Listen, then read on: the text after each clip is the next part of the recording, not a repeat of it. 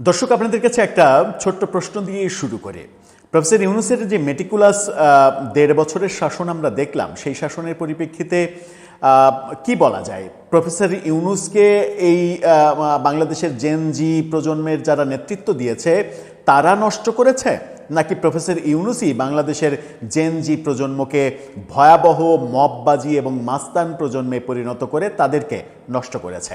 এই প্রশ্ন প্রাসঙ্গিকভাবে আসবে।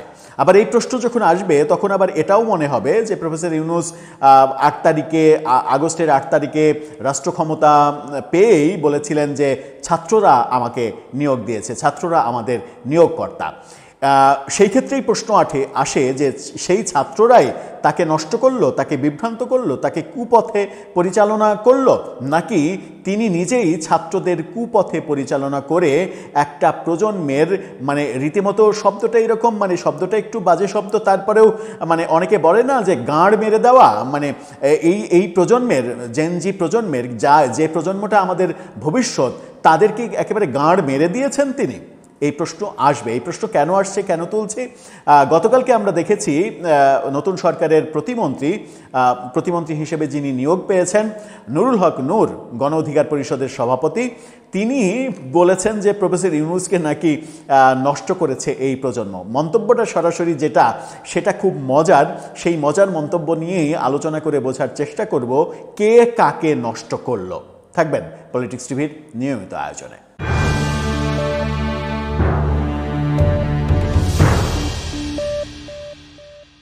দর্শক, বলছিলাম ওই যে প্রশ্ন কে কাকে নষ্ট করেছে। নুরুল হক নূর যে মজার মন্তব্য করেছেন, সেই মন্তব্যের সঙ্গে ব্যক্তিগতভাবে আমি একমত পোষণ করতে চাই না, এটা আগেই বলে রাখলাম। বাকি আপনাদের মতামত কি সেটা তো আমাদের কমেন্ট বক্সে জানাবেনই। নুরুল হক নূর যে মন্তব্য করছেন সেটা শিরোনামটা দেখে নিন সংবাদের। বলছেন যে এনসিপির কতিপয় বালক দ্বারা ডক্টর ইউনূস বিভ্রান্ত হয়েছিলেন। অনেকটা সারল্যর শিশু সারল্যের উক্তি যে এনসিপির কতিপয় বালক দ্বারা প্রফেসর ইউনূস বিভ্রান্ত হয়েছিলেন। প্রফেসর ইউনূস কি বিভ্রান্ত হওয়ার মতো লোক, কিংবা কারো দ্বারা বিভ্রান্ত তিনি হবেন সেরকম কি তিনি মানুষ? অবশ্য সেই ক্ষেত্রে আবার বিতর্কও থাকতে পারে, কারণ তিনি তো কারো দ্বারা পরিচালিত হয়েছেন, সেটা ওই এনসিপির কতিপয় বালক হোক, কিংবা ডিপ স্টেটের দ্বারা হোক, কিংবা আইএসআইয়ের দ্বারা হোক, কারো না কারো দ্বারা তো তিনি পরিচালিত হয়েছেন এবং এই দেশটাকে মবের দেশ, মাস্তানির দেশ, সন্ত্রাসবাদের দেশ, জঙ্গিবাদের দেশ হিসেবে প্রতিষ্ঠিত করার মেটিকুলাস ডিজাইন তিনি প্রতিষ্ঠিত করেছেন। কিন্তু নুরুল হক নূর যেটা বলতে চাচ্ছেন সেটা একটু বিস্তারিত জানি, তারপরে আমরা বোঝার চেষ্টা করব যে কে কাকে নষ্ট করলো। এনসিপির কতিপয় বালকের দ্বারা ডক্টর ইউনূস বিভ্রান্ত হয়েছিলেন এবং তাদেরকে মাস্টারমাইন্ড বানিয়ে দিয়েছেন বলে মন্তব্য করেছেন এই নুরুল হক নূর। রিপোর্টার্স ইউনিটিতে একটা প্রোগ্রামে তিনি এই কথা বলেন। নূর বলেন, বিএনপি, জামাত, এনসিপি সবসময় মিটিং করত। এনসিপি একটা দল, তখনও রেজিস্ট্রেশন পায়নি, সে সময় ডিম থেকে বাচ্চা ফোটার মতো অবস্থা তাদের। সেখানে এনসিপিকে জাতিসংঘে নিয়ে গিয়েছিলেন ডক্টর ইউনূস। আমরা দেখেছি যে তাসনিম জারা এবং আক্তারকে জাতিসংঘের মিটিংয়ে নিয়ে গেলেন, যে দল তখন পর্যন্ত পায়নি, নিবন্ধনই পায়নি, সেই দলের 2 নেতাকে তিনি জাতিসংঘে নিয়ে গেলেন, অনিবন্ধিত একটা দলের 2 নেতাকে। এনসিপি নীতি নির্ধারণ করত, তিনি বলছেন যে এনসিপি নীতি নির্ধারণ করত এবং সরকারের পক্ষ থেকে ডিসি অফিসে, এসপি অফিসে নির্দেশনা দেওয়া হতো পৃষ্ঠপোষকতা করার জন্য। অর্থাৎ এনসিপি যা চাইতো সরকার থেকে ডিসি, এসপি অফিসে ফোন করে বলে দেওয়া হতো ওরা যা চাচ্ছে সেইভাবে তোমরা করো। অবশ্যই এটা আলাদাভাবে বারবার বলার প্রয়োজন হয়নি, কারণ সরকার থেকে এরকম নির্দেশনা DC office, SP office, UNO office, কিংবা ওই ইউনিয়নের প্রশাসক পর্যন্ত যারা বসেছে তাদের কাছে এই নির্দেশাবলী প্রফেসর ইউনূস সরকার দিয়ে দিয়েছিলেন যে স্থানীয় সমন্বয়কদের, জুলাই যোদ্ধাদের সঙ্গে সমন্বয় করে তোমরা কাজ করো। তার ওরা হচ্ছে বস, তোমরা হচ্ছে কর্মচারী, বসরা যা বলবে সেইভাবে করো। এবং সেই সুযোগে বসরা টাকা কামিয়েছে, বসরা মব করেছে, বসরা সন্ত্রাস করেছে, বসরা দুর্নীতি করেছে, নিয়োগ বাণিজ্য করেছে, বদলি বাণিজ্য করেছে, অনেক করেছে এই বসেরা। তিনি এই কথা যখন বলছেন তখন আরেকটা কথাও বলেছেন, যে কথাটা মানে অনেকের কাছে হাস্যকর মনে হতে পারে, সেই কথার ব্যাখ্যায় যাব। তিনি বলছেন, শেখ মুজিবুর রহমান যেমন পাকিস্তান থেকে ফিরে জানার চেষ্টা করেননি মুক্তিযুদ্ধে কি হয়েছিল, ডক্টর ইউনূসও তাই করেছে।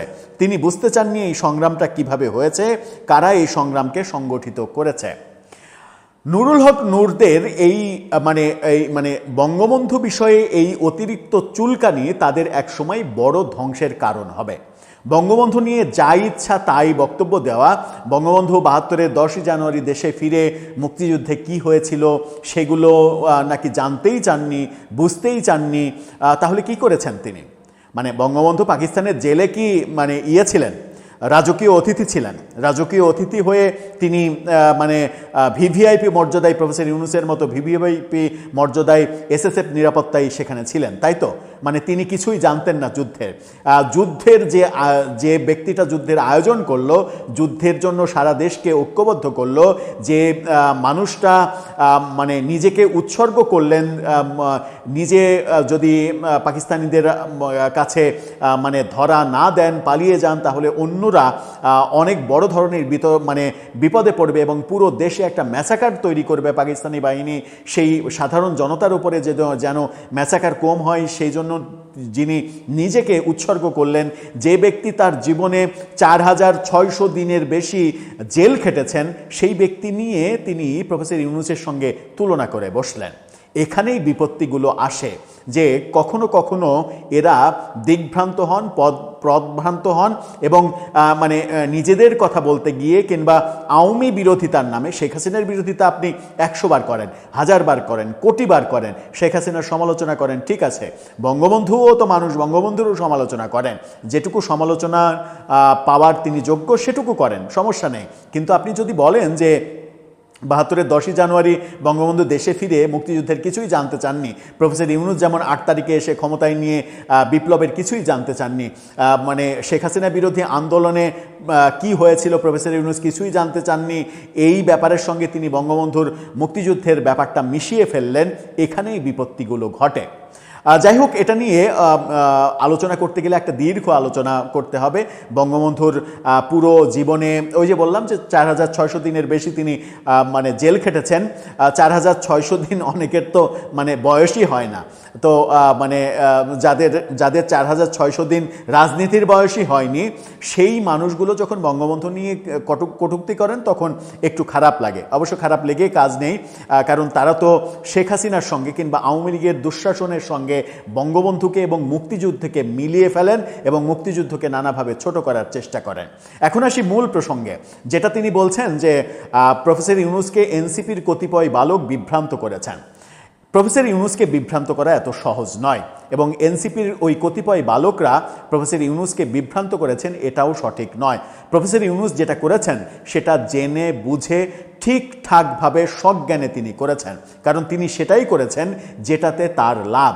তিনি তার নিয়োগকর্তাদের অপরিসীম ক্ষমতা দিয়েছেন নিয়োগকর্তাদের জন্য নয়, তার নিজের স্বার্থে, যেন নিয়োগকর্তারা, তিনি যে ওই ৬৬৬ কোটি টাকা কর মওকুফ করিয়ে নিয়েছেন, তিনি যে নিজের মামলাগুলো উইথড্র করে নিয়েছেন, তিনি যে তার গ্রামীণ ট্রাস্টের একগাদা প্রতিষ্ঠানকে লাইসেন্স দিয়েছেন, তিনি যে বিনা টেন্ডারে গ্রামীণ ফোনের তরঙ্গ বরাদ্দ করেছেন অন্তত ২৫০০ কোটি টাকারও বেশি, এই ব্যাপারগুলো যেন ওই এনসিপির কতিপয় বালক যারা বিভ্রান্ত করেছেন বলে নুরুল হক নূর বলছেন, এই ব্যাপারগুলোতে তারা যেন মনক্ষুণ্ণ না হয়, তারা যেন প্রতিবাদ না করে, নিজের আখের গোছাতে যেন মানে সহজ হয়, কোনো ধরনের বাধার মুখে পড়তে না হয়, এই কারণেই মেটিকুলাস ডিজাইনের ভিত্তিতেই তিনি বরং ওই এনসিপির কতিপয় বালককে বিভ্রান্ত করেছেন এবং তারা তাদের মতো করে বিভ্রান্তিকর কাজ যেন করতে পারে সেই স্বাধীনতা তিনি তাদেরকে নিশ্চিত করেছেন। এই কারণেই সারা দেশে এত মববাজি হয়েছে,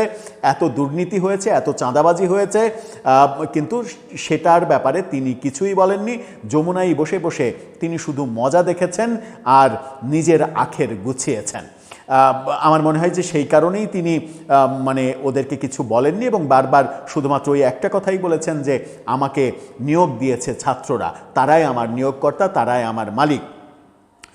সব কিছু ঠিকঠাক হতো যদি প্রফেসর ইউনূস ওই যে সংসদ ভবনের দক্ষিণ প্লাজায় জুলাই সনদ স্বাক্ষরের দিন যেটা বলেছিলেন না, যে আমরা বর্বর থেকে সভ্যতায় এলাম, তার আগের 55 বছর 54 বছর আমরা নাকি বর্বর ছিলাম, প্রফেসর ইউনূস সভ্যতায় এনেছেন। সভ্যতায় আনা দেশটাকে কিভাবে মববাজির দেশে পরিণত করতে হয় এবং একটা মববাজির দেশ কিংবা সন্ত্রাসবাদী দেশ কিংবা জঙ্গিদের জেল থেকে ছেড়ে দেওয়ার পরে জঙ্গিবাদ কায়েম করার দেশকে কিভাবে সভ্য দেশ বলতে হয়, এটা একমাত্র পৃথিবীতে প্রফেসর ইউনূস ছাড়া কারো পক্ষেই বোঝা সম্ভব নয়, কারো পক্ষেই জানা সম্ভব নয়। দর্শক, আপনার ভিন্ন মত থাকলে জানিয়ে লিখতে পারেন আমাদের কমেন্ট বক্সে।